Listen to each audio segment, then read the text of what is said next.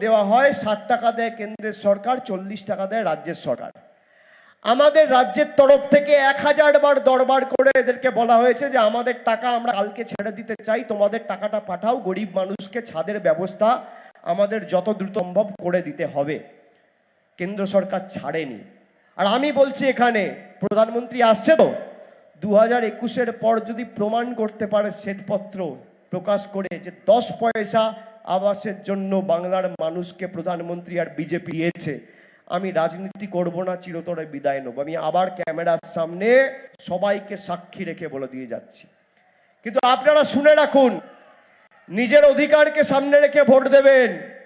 লক্ষ্মীর ভান্ডার, স্বাস্থ্যসাথী, কন্যাশ্রী, তপশিলি বন্ধু, জয় জোহার, বিনামূল্যে রেশন আর আবাস সব হয়েছে, খালি আবাসটা বাকি আছে। আমি আপনার কথা দিচ্ছি, আজকে যারা আমার এই সভা দেখছেন, গণমাধ্যমে শুনছেন, সংবাদ মাধ্যমে শুনছেন, সোশ্যাল মিডিয়ায় দেখছেন, আগামী দিন দেখবেন, শুনবেন, আগামীকাল খবরের কাগজে পড়বেন, তাদেরকে আমি কথা দিয়ে যাচ্ছি যে 4 নম্বর বোতাম টিপে আগামী দিন দিল্লিতে ভূমিকম্প করে সুজাতাকে জেতান। যারা বাড়ির জন্য আবেদন করেছেন, আগে শুনে নিন, তারপর হাততালি দেবেন। 4 নম্বর বোতাম টিপে দিল্লিতে ভূমিকম্প করে সুজাতাকে জেতান। বিষ্ণুপুর লোকসভা কেন্দ্রের বিস্তীর্ণ পঞ্চায়েতগুলি নিয়ে যারা আবাসের জন্য 4 বছর ধরে আবেদন করেছেন, তার তালিকায় নাম রয়েছে। কেন্দ্র সরকার টাকা দিক আর না দিক, এই বছরের শেষের আগে 31শে ডিসেম্বর 2024-এর আগে আমাদের সরকার আপনার ব্যাংক অ্যাকাউন্টে টাকা পৌঁছে দেবে, আমাদের গ্যারেন্টি। আমি কথা দিয়ে যাচ্ছি। কিন্তু বাংলা বিরোধীদের উৎখাত করার দায়, বহিরাগত আর স্বৈরাচারীদের উৎখাত করার, বিতাড়িত করার দায়, দায়িত্বটা নিজের কাঁধে নিতে হবে, কর্তব্যটা নিজের কাঁধে নিতে হবে। যে যে ভাষায় বোঝে তাকে সে ভাষায় জবাব দিতে হবে। গরিব মানুষের 8000 কোটি টাকা আবাসে কেন্দ্র সরকার আটকে রেখেছে, আর দেশের প্রধানমন্ত্রীর বাসভবন তৈরি হচ্ছে দিল্লির বুকে 20,000 কোটি টাকা খরচা করে। তার কারণ 2019 সালে আপনি আপনার অধিকারকে সামনে রেখে ভোট দেননি। সেই কারণে আজকে 400 টাকার গ্যাস 1000।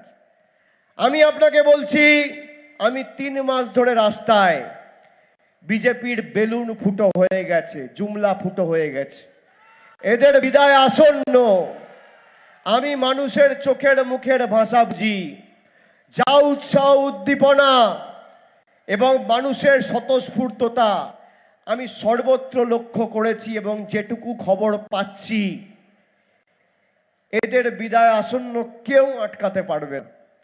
4 তারিখ ভারতবর্ষের মাটিতে আপনারা যখন 25 তারিখ ভোট দিতে যাবেন, তখন মাথায় রাখবেন বিজেপি সরকারের মেয়াদ আর 10 দিন।